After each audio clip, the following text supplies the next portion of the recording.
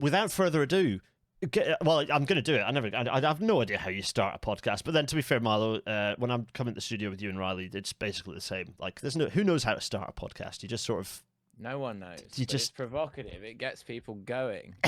Just go. We're podcasting. This is podcasting. Exactly. Everyone, welcome to Railnet. Good evening. It's episode 266. 266 of these bloody things I've done. Crikey. Yes, I am here, but also crucially, we have in the green room, which isn't really a green room. It's actually a room that's in London and is a studio and has very fetching velvet curtains. Is Milo Edwards hiding in the background, which is very exciting. But before we go to Milo, because we are here, we're going to be talking about, spoiler alert, Russian railways. I'm extremely excited to be talking about Russian railways. For those of you going, why? And for those who are even more angry, going, why are you talking about Russian railways and not Ukrainian railways? All will be explained. Don't get angry at me yet. Before we do that, I must say, this episode is available thanks to the patron supporters, of which you can become one if you go to patreon.com/GarethDennis. Thank you so much. That's the plug. Everyone, welcome to tonight's Railnatter.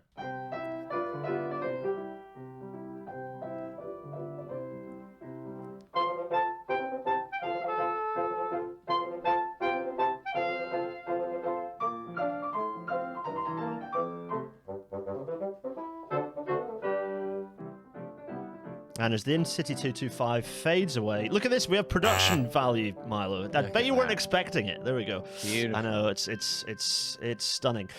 Yes, that is secondary music from Ivor the Engine, which I actually have the license to use because I spoke to the guy called Johnny Trunk, who's like some punk rock guy who. There we go. By the way, everyone. Well, before we talk about this picture, name for an elephant. I know, but so Milo, hello. Firstly, yeah. So I spoke to Johnny Trunk, and he was like, "Oh yeah, sure." I was like, "Okay, well, I guess I have it now then." So that was there being played by Ringo Starr. Yeah, which is relevant, of course, because the Thomas the Tank Engine thing. Milo, thank you so much for joining us. Hello, how are you? You all right? I'm great. It's good to be here. I know. It's a beautiful sunny day here in London. I mean, not that you can see that because I am in a podcasting basement. You're in the dungeon. It's a very nice dungeon, but it is a dungeon nonetheless. I mean, thankfully you have aircon that works. It doesn't get as hot as this room. Yeah. Which I'm already at 26.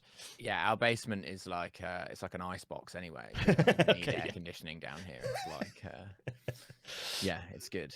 So if we return to observe this beautiful image. Firstly, the Ladder 110, gorgeous. One for all the engineers out there. Yeah, that's it. Everyone getting very excited. I think I joked to you in WhatsApp that I saw this and it was like it's the Vauxhall Cavalier of like Russian cars, but it's I don't know. Given that its predecessors, a lot of them were in the UK, I don't think we can take the high road, particularly on the Ladder 110. In honesty, well, no, I mean, you buy one of these thinking I can fix her, and you can't. She's too far gone. The thing is, because this is like, I feel like this is like a late 90s, early 2000s Lada. And this was the one I had for a bit. Oh, nice. I borrowed it off a friend for like months because he was like, yeah, I have this car. I don't need. He ran a garage. He was really into old Volvos. He had loads of like nice. Volvos. Okay, yeah. But he had this Lada, and he was like, "Are you sure you want this? Because it's a piece of shit." And I was like, "Yeah, it will be funny." Because like the old Ladas, like the stereotypical Lada, like the Zhiguli, the one that looks like a children's drawing of a car. We have a picture one later. Yeah, those are quite reliable because they were basically copies of Fiat 124s. Yes, yeah. And this was back when the Italians sort of knew how to make cars and sort of taught the Russians how to make cars. But then later, the Russians started getting ideas about cars and started, doing some of their own engineering. And that's where things went very wrong for the Lada as a vehicle. And so, yeah, this thing, I remember like trying to get it to start, you would forget everything you knew about starting a car. You'd be doing crazy shit like turning the radio off, like what you're like, I don't know, whatever. It was like you had to believe to make it start. But also the engine used to overheat in standstill traffic. So sometimes you'd be like inching along and you're going to be like, fuck, I'm going to have to turn the engine off. But if I turn the engine off, will it start again? Oh my God. I love that energy. It's, oh my God. It's so incredible. So yeah, there was also no petrol filler cap. It was just like a big rubber cork that you had to bang in with your fist, which I'm sure is very safe.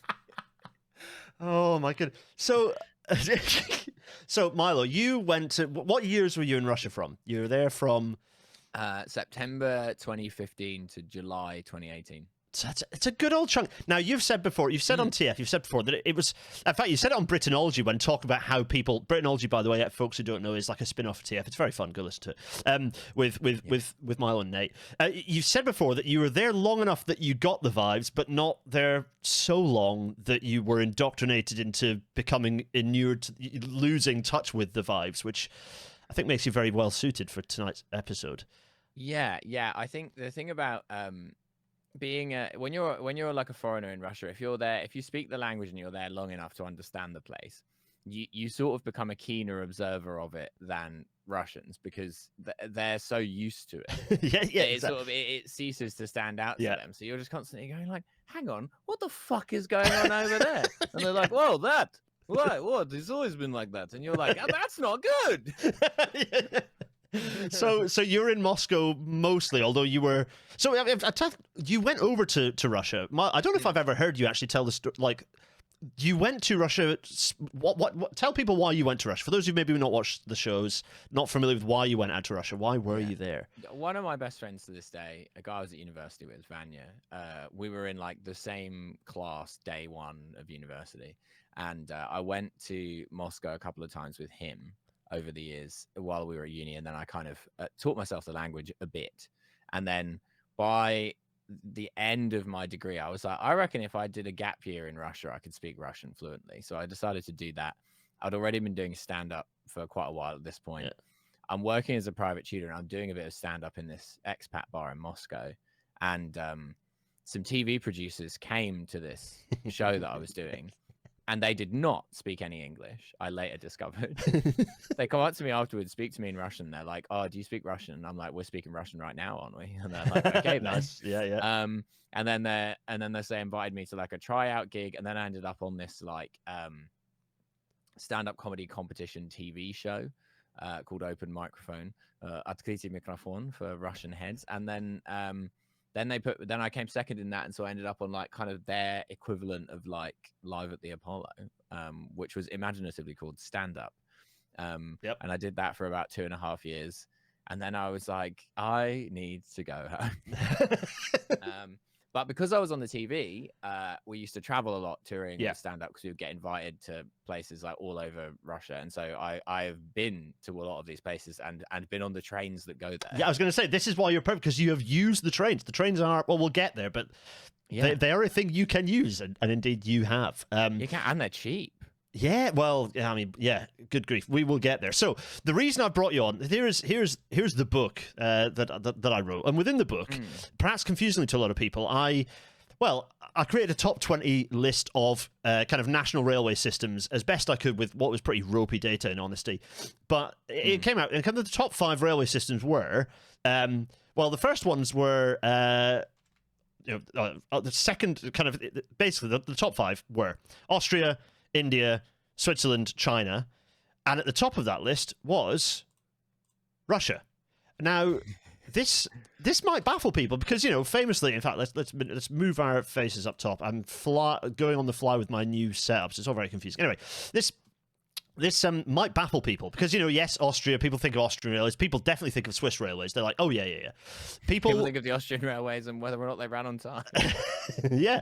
And India, China, well, you know, people might be like, what? But actually, they both have massive systems that are extremely... China, for sure. I'm more surprised about India. Well, this is it. But the thing is, and possibly there's a little bit of echoes of Russia and India. We build a lot of those, and for a kickoff, that's a bad sign. Yeah. Well, the thing is that for various reasons, and actually there are parallels with Russia, it's just like people will still travel en masse long distances by rail versus car because the roads are so crap. So you do get this push in terms of riding. But you know, Russia on top, and this absolutely is something that So this is based on a load of data. So you know, with the best I could get hold of, but it's worth saying like.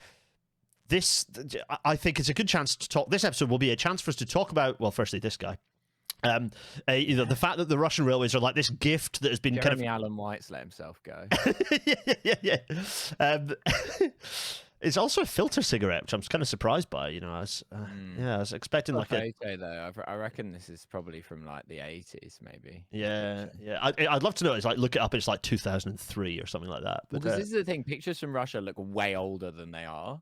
yeah, Because if this was a picture from the UK, you'd be like, oh, this is like 1965. yeah. But I would put money on this being like the late 70s or the early 80s. Yeah, definitely. Yeah, because the sideburn is not helping. You go for that, and these things don't help. Yeah, so the railways, these railways, blood, sweat, and tears of both the Russian Empire and the Soviet Union, handed to the Russian Federation, and then kind of at least until 2022, mostly not trashed in the same way that all the other kind of big nationalized industries were, like oil and gas and all these other things were kind of like siphoned off to kind of mobs.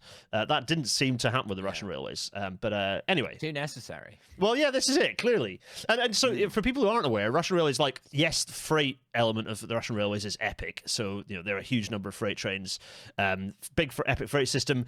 But, and you have the standards of lots of big regional Russian railway kind of services. I'm sure people kind of do imagine, these kind of coaches that go for thousands of miles. But they also have, high-speed rail. You've traveled on this quite extensively. They have one high-speed rail line. Yeah, the one high-speed rail one line. More than we've got, to be fair. Exactly. Yeah, that's Moscow, St. Petersburg, the Sapsan. It's pretty good. Yeah, it's decent. It has Eurostar vibes. Yeah, and it's like, I mean, this thing is, I presume it is just a bought from the Germans, German IC train. It is a Siemens Velaro. Yeah, exactly. Yeah. But that's fine. It works. It goes between Moscow and St. Petersburg. That's fine.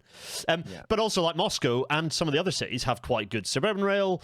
And also, there's the Moscow Metro, which doesn't all look like this. Actually, it more looks like kind of this sort of situation. But it's great. So there is a big sprawling railway system that, as you said, Milo, you've used. I suppose we ought to do a little bit of history to kind of go, well, what happened? Why are the railways like this in Russia? Why are they big? There's actually quite a lot in common with the UK and Russian railways because they're. Is that a Southern Rail service? That is, yeah, that's it. That's the line that goes out to this one's going out to Clapham or whatever. No, not Clapham, Caterham. This is the line to Caterham for the real heads. No, this is So like one of the first countries outside of the UK was to build railways was Russia, or to build modern railway systems was Russia, and they'd had loads of wagon ways as well. They started importing iron from us actually, and started building iron wagon ways. And the fact that Russia, and we'll come back to this, is so fucking massive, very much lent itself to the advantages of rail versus like cart and horse or whatever.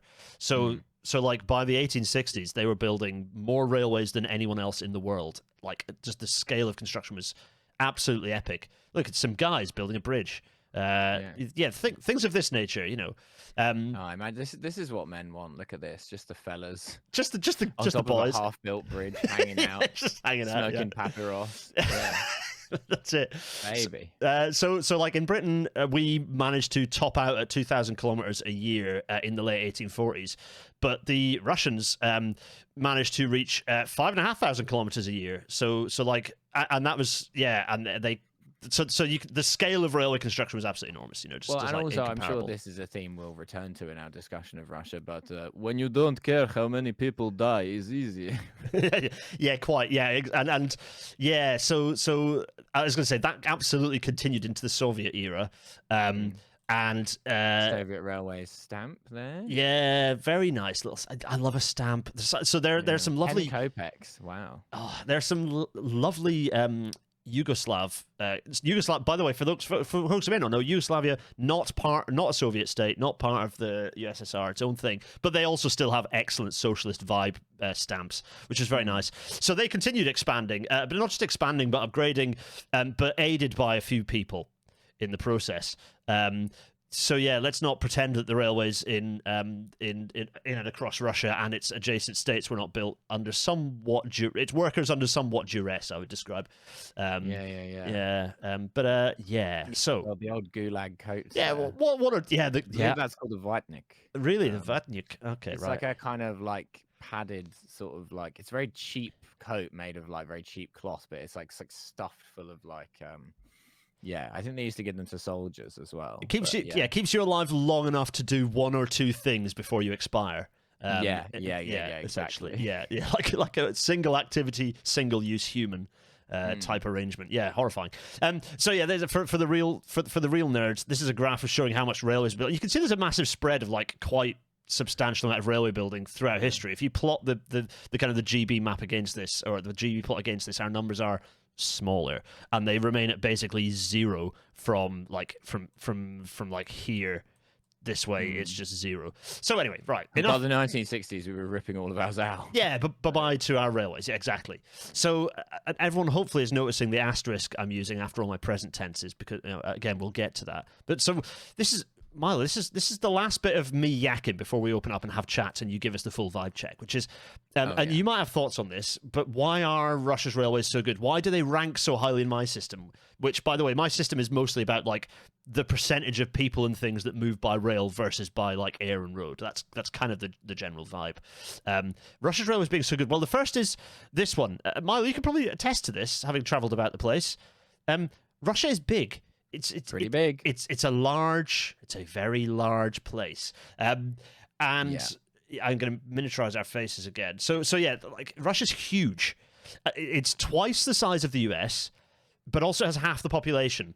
So the population density is really low, which means that railways, when they've got, railways are actually quite a good way of, well, basically the only effective way of connecting up these population centers, right? The population density is an interesting one in Russia, because it's like, it's high where people live, and then it's low in most of it where no one lives. It's sort of this kind of strange, like if you're in like Western Russia, I feel like it has a similar population density probably to like a lot of Europe. Yeah. But if you're, like, and then once you get east of the Urals, it's like, there is no cunt here. Like, that's it. There's nothing. Yeah. Or like there'll be like a big city, and then there'll be like a few towns around it. Yeah. Like Novosibirsk, you can see there down the bottom of the map, is like a pretty big city. And I'm sure there'll be like a decent bit of urban sprawl around it and some satellite towns and whatever. But then once you start pushing out from there, you're getting into like real fucking middle of nowhere. Just absolutely nothing. Yeah, and like up in the top right, like Yakutia and like those kind of places, it's like it's basically like tundra, like permafrost. Like it's very like, there are like some indigenous people who live there. And there are a couple of like smaller cities. But that's about it. Like the areas of where there is permafrost, or like it's like basically like this, isn't it? It's like this is totally inhabitable, like uninhabitable space. Like basically here, there was a map that showed up like comparing population density to like the extent of permafrost, and it was like, and it also maps nicely into where they built railways, because you can't build railways very successfully on permafrost, etc., etc. Anyway, so Russia is large. This is a major factor. And kind of related to that, Kamaz, here we go. Yes, look at this. This is the real shit. So, like Russia absolutely has one of the lowest per capita distances of people or goods moved by road. So that like there isn't much moving by road, like compared to other countries in Russia. So that's like an interesting. The only other country that's similar to this is, because there are lots of similar vibes, Ukraine. Interestingly enough, only fact Ukraine has a slightly lower number, even fewer things moving by road. So that's kind of so it's like the railways are good, they pull a lot of stuff in, but also the fact that roads are fucked. Yeah, it's like a crucial thing in Russia that you should always remember. The roads are so fucked. Okay, well, yeah, and you know what? That if that means that more people take the train, maybe that's fine. So the next thing is like, again, until fairly recently, just relentless investment and expansion. This is a map from the 1960s showing the kind of the 5-year plan, the fourth 5-year plan of like massively expanding and upgrading railways in and around Moscow, and then kind of towards the Urals, actually. So yeah, like expanding outwards in that direction. There's electrification, which is a big thing. Loads and loads of major like upgrades. So like in the early. So in the early kind of part of the 20th century, the US ended up actually electrifying loads of its, like a good chunk of its railways, and the same through to the interwar years. But then after the Second World War, the US was like, oh no, fuck that. We're not going to do that. We hate trains, actually. And the USSR kind of took the opposite view to that, and the rate of electrification in the 1950s was absolutely spectacular. And by 1970, they'd wired up a quarter of their rail network, And they kept cracking on for a long period. They also have modern signaling, so they did invest. The system is actually not bad. The railways are not bad. I'm sure there's some bits that are pretty janky, but the majority of the rail network is really quite impressive, or certainly was. The other factor, I did promise a picture. Oh, in fact, yeah, here's a picture, Milo, a picture that you took of some electrification out your window, which is it's as if you were preparing. Yeah, just and that's Irina Prihodka, Belarusian comedian, and we were on the way to, I think, Vologda. It was like a 16-hour train. I think we're somewhere near like Yaroslavl here. Okay, yeah, a delightful part of the world. You must go. You must. And it also, I mean, this is a nice picture of like just trains looking like this. I mean, this does go. To be fair, I have to say, I think this does go pretty hard. Yeah, it's a very sort of 60s aesthetic. Here. It is. It's very nice. So, you had a good modern electrified system, which is very successful. But also, it's not just about railways, because there was this other thing called how people got cars through most of the history of like modern Russia, which was in a queue when you were given it. Waiting for ages. Yeah. So this is actually a Hungarian. This is a Riva, I believe, actually. It looks like a Muscovite. Oh no, you're right. It's not a Riva. I'm speaking bollocks. It's a Vaz 2101. It's a 2101. So this is. So a Vaz is a Lada. Yeah. So it's it's a 21. I don't know what the named, but this is a 2101 Lada. So it's like I think it's the one before the Riva. Right. Okay, I believe. Yeah. I'm a massive fan of cars of this vintage. I'm a massive. You slag off the Yugo, but for some reason I also love the Yugo. So there's an old joke about the Soviet cars. That there's a guy, and he's getting his new Lada delivered, and it's getting delivered in 10 years from when he orders it. So he puts the order down, and they're like, oh yeah, it's gonna come on that like the 24th of June, whatever, like 1987. And he's like, oh, is there any chance of doing it on the 23rd? And they're like, it's 10 years from now. Like, what difference does it make? And he goes, no, it's just that the 24th is Tuesday and the plumber's coming on Tuesday. That. I mean, basically, that joke is essentially one of the reasons why the railways are so good. Is because of the fact that the external policy of people not having access, as easy and ready access to cars, meant that there was a massive cultural shift to, or money, that the way you moved around was the train. That was the option open to you. So if indeed you moved around, yeah. Well, exactly, and so that is a major contributor to the fact the railways are. If people and things are moving, they're doing it by rail, and that's kind of still true today. My friend Vika, she's from like a small town in Orenburgskaya Oblast. She told me this story that because we were talking about planes in Russia, and she was like, because we used to have to fly a lot for our job, and then she was like, I was like, oh, why doesn't your dad come and visit you in Moscow? Like, it's like a quick flight, it's cheap. Then she's like, oh, no, he doesn't like planes. And then I'm like, oh, why? And she's like, well, listen, my father has been on the plane twice in his life, once to Afghanistan and once back, and he did not care for the experience. Oh, golly. Yeah. Yep. Oh, yep. And that's before we talk about. I mean, I was going to say I don't know if it's necessarily a push factor, but Russian aviation safety has always been an interesting topic until fairly recent. And in fact, they've decided to re-emulate the worst of it recently by having no parts for any of the aircraft anymore, which is all great fun. So experiencing Boeing levels. Yeah, exactly. Like aviation. Yeah, Boeing aircraft, but with actually, to be fair, all the parts they still have access to are probably second-hand good Boeing parts. So maybe that's better than maybe they're actually doing better than the USA at this point. Anyway, the point was that a few years ago, if people or goods were moving, Russia was one of only a few countries where it was more likely that they were going to be by rail than by road, and the other two, Ukraine and Belarus. So put potato on Belarus mentioned. Yeah, exactly. That's a very different. Sure, we have excellent railway system. I will show Steven Seagal train full of potato. Yeah. Oh golly. So really, really good stuff. So right, Milo? This is the bit I've yacked on far too much into your ear already, but we have to kind of talk about what the hell this actually looks like in practice. So we have Russian railways. Here is the Russian railway logo, looking all fine and good. That's the one. So, and the map, the network map is this kind of echoing what we were kind of talking about earlier. So I'm just going to throw us. I don't know why oh, God. For everyone watching, new technology and Skype being harry-carried by Microsoft has made my experience of recording episodes that much more stressful. Yeah, remember the big circle we drew on the map earlier, and also look at the railway network. yeah, exactly.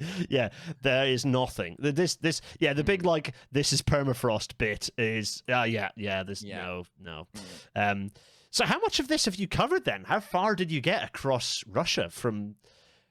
Like, so I've been all over. Like I did shows in Vladivostok down in the far. Oh wow! So southeast. okay, yeah. Crikey. I've done a ton of shows in like the Urals, like so Yekaterinburg, Chelyabinsk, Tyumen, which is in like western Siberia. Yeah. North. I actually never had to go to Novosibirsk or Omsk. I missed out on those two big ones. I mean, and so much in Western Russia, like Kursk and Oryol and Voronezh. Trying to think, Sochi. I did a bunch of shows in Sochi once. We just got. I mean, Nizhny Novgorod, another delightful place. Kazan. Kazan's kind of interesting because it's the capital of Tatarstan, which is like a kind of semi-autonomous like okrug, they call them. Yeah. Because like the Tatars are this like huge ethnic group in Russia who are like they're sort of nominally Muslim, but like every Tatar I've ever met eats pork and drinks alcohol, but they're like they're like well, assalamu alaikum, cheers to Allah. You know, it's very like it's confusing as a vibe. Tatarstan is very oil rich, so Kazan is this very kind of wealthy sort of like almost like pseudo-Iranian looking city. It's got this kind of like faintly Middle Eastern architecture and stuff. Okay, kind of like Sarajevo. So again, my touch point in this is that I've explored the former Yugoslavia pretty extensively. So my touch point on that is Sarajevo, which has like lots of kind of Muslim and Eastern influenced buildings. Similar sort of vibe. Look at that bang middle of the map, fucking Surgut. I've been there. And let me nice. tell you, it sucks. But now, how did you get there? You got there plane. By plane. Okay, fair enough. You didn't like brave the Trans-Siberian to get out to Surgut? Yeah, it was like a 3.5 hour flight or like a 2-day train. Oh my god! And I was like, I think we're gonna. Yeah, we were only there for a very short period of time as well. Yeah. Oh my good grief. So so this is the vibe check moment. So I've just talked about aren't Russian railways great? Marvelous. But you've lived a substantial amount of them. So Milo, like what? I suppose it's a kind of there is everything. All that the world can see is there type situation. But there's some last minute images that I flung. I was like, Milo, I forgot to ask you if you've got any pictures of your various shenanigans around on Russian railways, and you flung me a wonderful smorgasbord of delights here for us to kind of understand the vibe. I was actually kind of disappointed how few pictures from Russian trains I had. I really thought I would have more than this, but.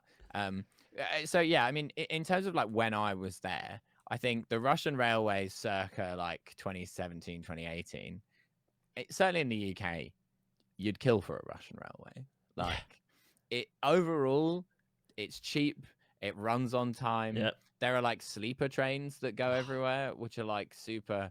Especially in my job, it was great because you could like you could do it such that you didn't have to pay for hotels because you could just like if you're doing a few cities, you could just do like sleeper trains to the next one, and the sleeper trains were like comfortable. Like in the UK, you can get the Caledonian sleeper, but if you want a bed, it's like extortionately expensive. And I don't know if you've ever tried to sleep in one of those chairs. Whoa.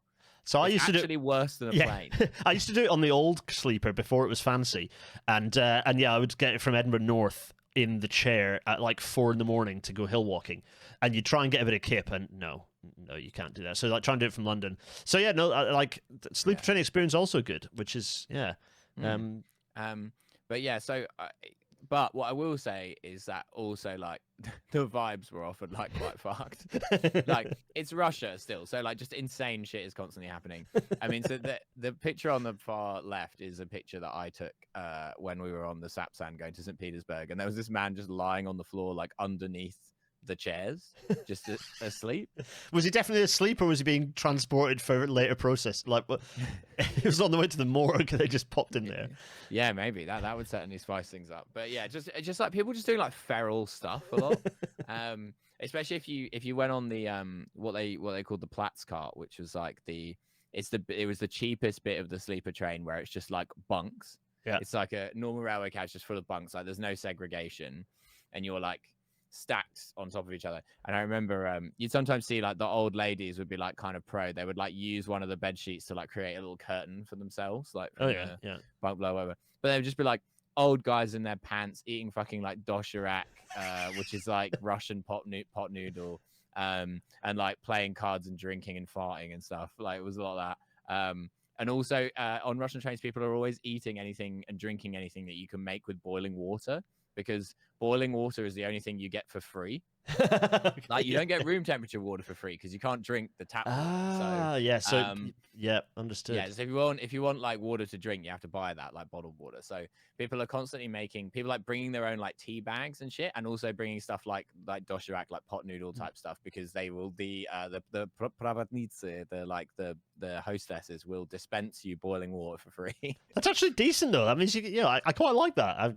The world is your oyster at that point. Yeah, there's also, I mean, if you really want to get into it, there's a lot of Russian porn that focuses on the train hostess. Oh, really? So they've taken the British person's kind of potentially, in some cases, extremely unhealthy and sensual relationship with the locomotive, and they've gone the next natural step, which is porn. Train porn. Yeah, okay. There's a lot of like, sort of carry-on style, like Nitsa comes into your cabin to check your ticket type stuff. Bawdy erotica, but train based. Don't ask me how I know this. Anyway, the next picture is from that same journey that I took with Irina when we went to Vologda. Oh yeah. And it's like we've done a whole night on the train, and now we're doing a whole day. Basically, that was how the journey shook out. So at lunchtime, I'm like, oh, let's go to the restaurant car and eat something. And we're looking down the menu, and I'm like, carbonara. I'm like, I don't trust them to make a carbonara on a train to Vologda. And then Irina's like, no, I've had the Alta Day carbonara. It's actually all right. So we order it. It takes them like 45 minutes to bring it. Wow. And then they say, oh, it's because the train is stopped at the moment. The cooker doesn't work properly. I'm like, what kind of fuck? Is it like powered by friction? Like, what is it? Like, how does whether or not the train's moving affect the cooker? Anyway, they bring it and it's smothered in dill. I don't know if that's clear. Yeah, there's some serious dill going on there. Yeah. They will put dill on anything. Dill on pizza, dill on sushi, dill on fucking carbonara, as I've just demonstrated. Yeah. We're like, whatever. Scrape the dill off. The carbonara is fine. The lady comes back and she's like, would you like to see the dessert menu? And like, at this point we've spent about £2.70. So I'm like, you know what? Again, way ahead of British Rail. Those fucking £8 sandwiches that taste like shit. Give me the dill carbonara for £2.70. Yeah. Anyway, so I'm like, yeah, bring it over. She brings over the dessert menu. What's on the dessert menu is apple strudel, vanilla ice cream, or coffee. So Irina and I were talking, and I'm like, well, obviously, ideally, what you would want really is apple strudel and ice cream. Yeah. But I've lived in this country long enough to know that this may shatter this woman's brain if we attempt to ask for this.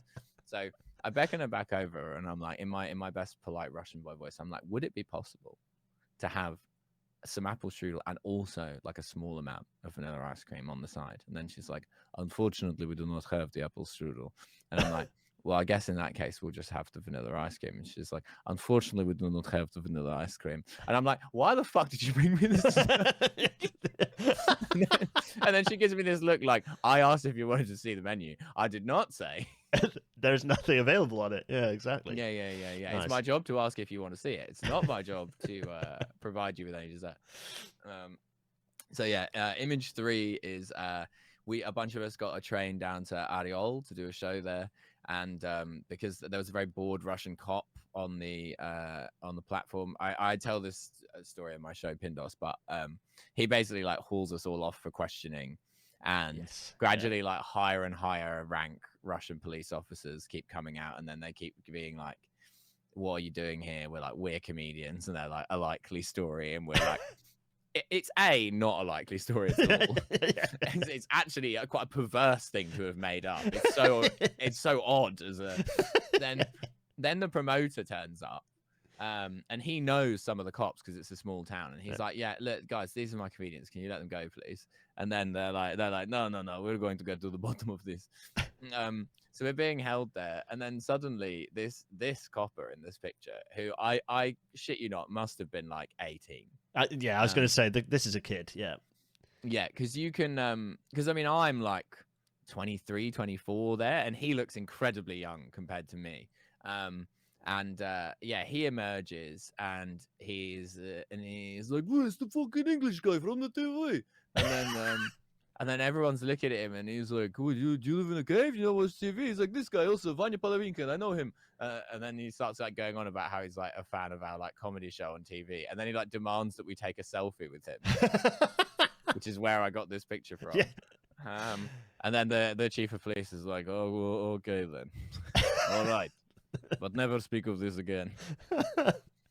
Oh man, just the things that happen, and this was all in like a back room of a railway station. Yeah. So this was in like the little police station, the police concession in the railway station. Yeah. And then the last one, this is from a train I took to Voronezh, I think. And it's a sign from inside the toilet that says, "Do not stand on the toilet bowl." Yeah. I mean, people. Sometimes you want to pop a squat. This is it. I just want to get squatting. No, so I mean, a delightful slice of life is what we learned. I mean, the main thing to take away is like, firstly, like the railway network in the UK is traveling by train in the UK is an interesting experience. GB particularly is an interesting experience, but it's the fact that and it's fine. Trains are mostly clean, and but the fact that it genuinely weighs up in a way you're like, no, Russian Railways is like noticeably more pleasant experience is noteworthy. So then some stuff happened. Long distance trains. I was going to say the short distance trains could be a bit grimy, but they were still cheap. Yeah, like, I mean, if you were getting like a fucking electrichka between like a suburban Moscow town and Moscow, like it would be like a wooden bench seat. Yeah, okay, yeah. Like, did you find yourself on many of the local trains in and around some of the cities? No, I didn't often get local trains because the metro was pretty good and could get you pretty far. And mostly where the local trains would go would be like somewhere kind of shite that you wouldn't want to go. And a lot of the times, like actually the nice places outside the city weren't connected by rail. So like if you wanted to go out to like a lot of my friends had like country houses on like Nikolai Nagara, which is like quite like a bougie, like west of Moscow. So no railway station. Like you could get a bus. I think that's possibly deliberate. I was going to say it's one of those deliberate situations where the place where you get your dacha, or the place where you have your like nice sort of kind of country house, is not where the proles can get access to it. Yeah, and all my friends had cars because you're not going to have a dacha on Nikolai Nagara and not have a Mercedes. I mean, what was it? Yeah, exactly. So yeah, it wasn't often a necessity to get a local train. Yeah. So then spin round to 2022 and some things happen. There was the entertaining part of the war where the Ukrainians were taking out heavy artillery with agricultural machinery, but it's got more and more grim since then, and and this has had some effects on the Russian railway system that we know of as external observers. One of these is that Russian Railways was one of the first companies in Russia to go bust after all the sanctions. And that's a problem because they were also in the process of financing and providing lots of genuinely useful expertise to other countries around, not just former socialist, not just former Soviet states, but other places around the world. They were doing, Africa, several countries in Africa were taking Russian advice because the Russian Railways being quite good, it was a genuine export from Russia, like an actual successful export from Russia. So that's gone. All that kind of actual, genuine, useful railway expertise and knowledge, and also financing, all gone up the Swanee. Probably worse than that, though, is all of the Russian conscripts of Russian Railways staff who have been sent and turned into kind of meat paste. God, some very Russian-looking lads here. Yeah. The three genres of Russian haircut in the middle as well. Yeah, it's amazing. It is amazing. Yeah. But the guy on the left has been at the Buterbrody, Mama's been making him some fucking pelmeni.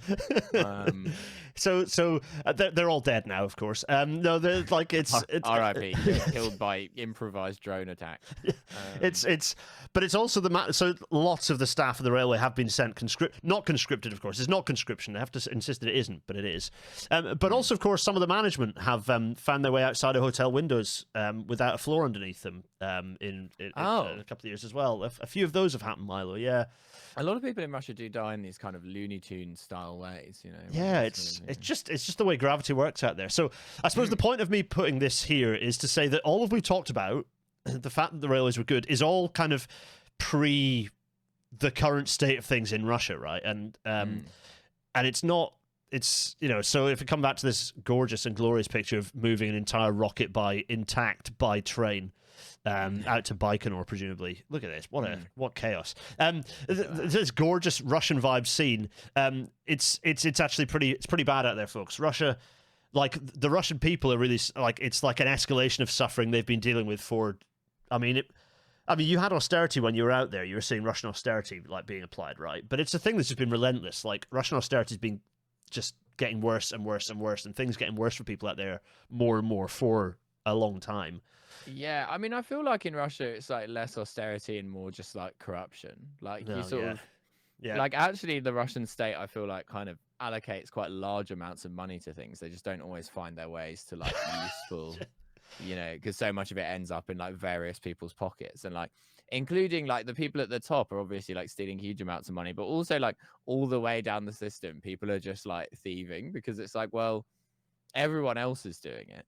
Yeah, it's part actually, like, yeah, the war is a great example of that, because I remember like in the early days of the war, people being like, oh my God, like Russia's going to sweep Ukraine and then they're going to come for Europe. And I'm like, jib. Let's just wait a second and see how Russian logistics plan out when they're fucking more than 2 kilometers from the border. And like absolute clockwork, you had fucking like wheels falling off the trucks, and there's like no spare wheel because like some major on the base sold every single spare wheel to buy himself a jacuzzi in 2008 and no one checked. And like I think it's like that in basically every state industry. It's just like, you know, people ripping the copper wire out of the walls. But yeah, it happens less so in the things that like need to happen. So the railways generally were like fairly all right, mostly because I think they were sort of considered a bit like, and there's only so much copper you can rip out of the wall, like you can't do much with a train. Like it's kind of like it doesn't have much useful reset. I suppose you melt the thing down, but there's not a huge amount you can do with it. But yeah, so I suppose it's a bit of a melancholic end to like hoping that there is some way forwards for Russia and its railway systems. You know, you've got a country of over 140 million people. They deserve to have a nice railway system. So hopefully it survives whatever the hell happens. But I don't think the Ukraine war finishes before Putin dies, to be honest. So and they've pumped him full of the stuff they used to keep Trump and the Queen alive. Well, R.I.P. The Queen, but anyway. They stopped pumping it. Yes, they decided enough of that. Well, I presume they're not pumping into Charles either at this point. But no, anyway. We're gonna see what Danny Deals does. Okay, he's gonna do a Danny Deal. Yeah, we might. I don't think it'll be a good Donny deal. Not for Ukraine, I suspect. No. Yeah, I don't know. But who knows? For all of that, listen to other podcasts where you can catch up with the news and what the hell is going on over there. But Milo, that a bit of a vibe check on Russian railways. Thanks for joining us on those shenanigans. I'd love to vibe check the Russian railways. I'd love that, like the fact that you were skipping between cities and making use of sleeper trains and touring, gigging, sleeper training. It does kind of feel like the railways kind of were a bit of an integral part of your shenanigans across Russia while you were there, which is kind of nice. Yeah, it was nice. And then, when I discovered the coupe, it was a game changer. When you could pay like a little bit more and get in one of these cabins with just 4 people. Yeah, but then it used to get quite funny sometimes where you just get thrown in there with just like 3 random men, usually doing like business travel. My worst sleeper experience is actually not in the UK. It was when I took the sleeper train in India with my wife. Okay. That was a more interesting experience because you think, firstly, in India, two things about India that I found. One is that they have like extensive bureaucracy that they have no idea why it's there, what it's there for, or what its purpose is. And the second thing, that they're all extremely. That does sound like Russia. Yeah, well, again, this is kind of what I was heading to. Is that again, this may be so. The second is that everyone's extremely. This might not be so Russian. Extremely helpful, even though they have no idea what they're advising you or even indeed what you're asking. People will rush to your aid in India to try and help, just out of the good of their hearts. Yeah, I was going to say that's where there's a divergence, right? But yeah, that sleeper experience sounds a lot worse than your Russian experiences were, because the train is shonky. You thought you got the good ticket, but everything is a bit it's the average Russian's attitude to foreigners in Russia is like, this idiot has come to Russia. now you will see, my friend, your mistake.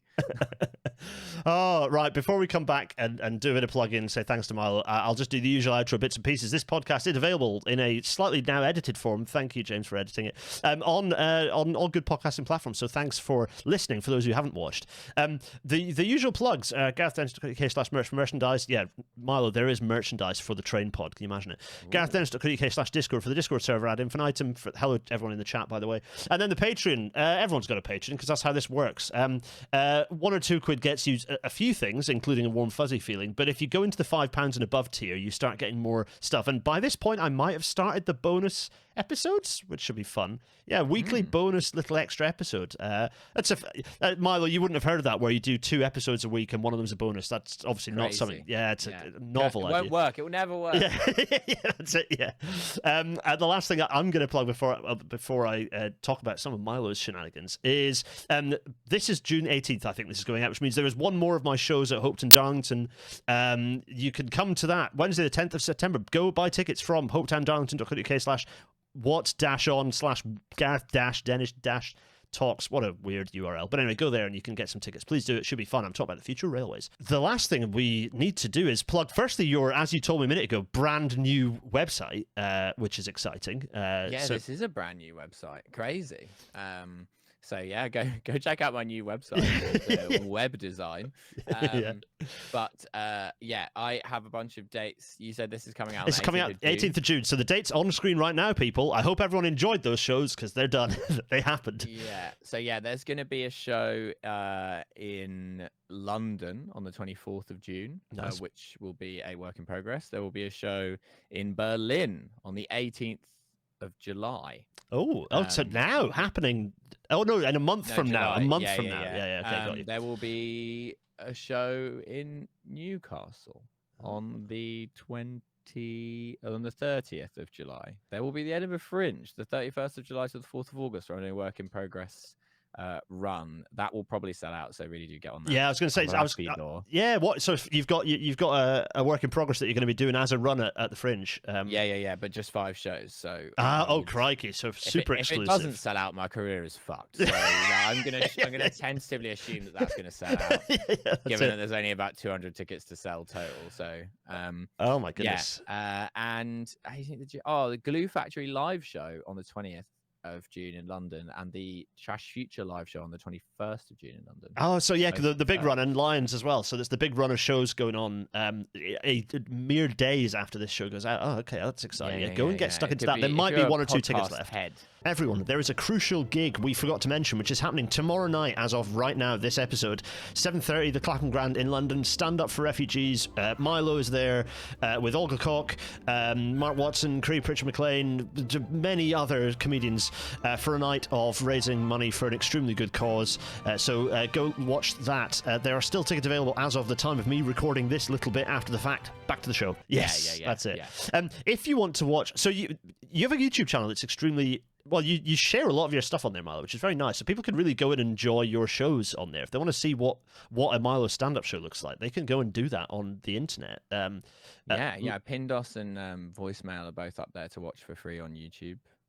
And Pindos is particularly relevant to this because it very much you tell the full tale and many extremely funny anecdotes of your shenanigans across. If you're Russia pilled and you want to hear more about my adventures in Russia, then I can't recommend enough the hour of stand-up all about my adventures in Russia. A nice fit. And of course the pods. I'm trying to think if there's any others. I mean, you appear on lots of other podcasts, but I think these are your 3. These are the only 3 right now. TF, Glue, and Mood.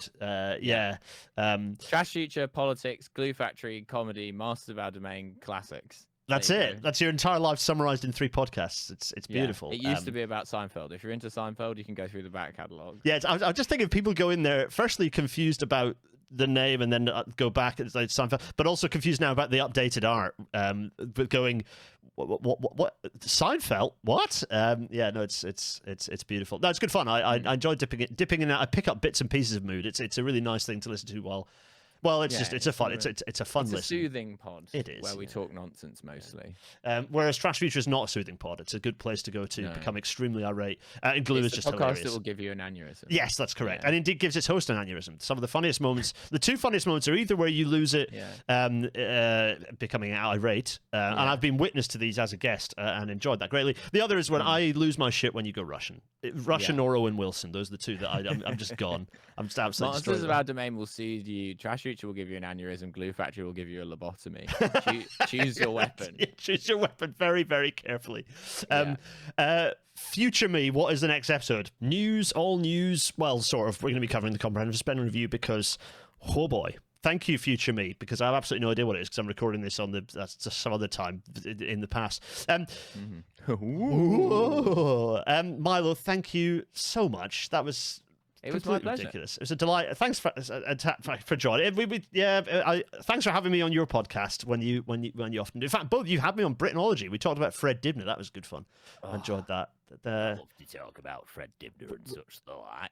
We got Dibner pilled, and we ended up as a pro Dibner podcast by the end of it. Actually, I was thinking we'd be a bit like, oh, Dibner, but actually we were like just pouring one out for our neurodiverse boy. Oh, I love old Fred. Yeah, I remember once really upsetting my girlfriend at the time by doing an extended bit while we were in Amsterdam called Fred Dibner's World of Vapes. Well, of course, it didn't have an elf bar or a crystal or anything like that at the time. It were a big steampunk sort of thing. It had dials and all sorts. You could adjust the temperature, and it were used for blowing fat clouds. And people used to do the vaping competitions and what have you. But then it's all changed now. Of course, you'd be in the pub beer garden. Some little girl, 22, she'll have a little tiny USB stick around. But it wasn't like that in my day. Yeah, that is upsetting. Yeah. That is actually deeply upsetting, Milo. Yeah, thank you. I'm now going to be thinking about Fred. I'm going to be thinking about Fred Dibner, but holding a jewel. That's it. Horrified. So for anyone who hasn't worked it out, you can find Milo's links to Milo's website in the description. Milo is everywhere we've discussed already. We're going to wave goodbye. Milo, thank you so much, everyone. Cheerio. It's been my pleasure. Bye, everyone. Bye.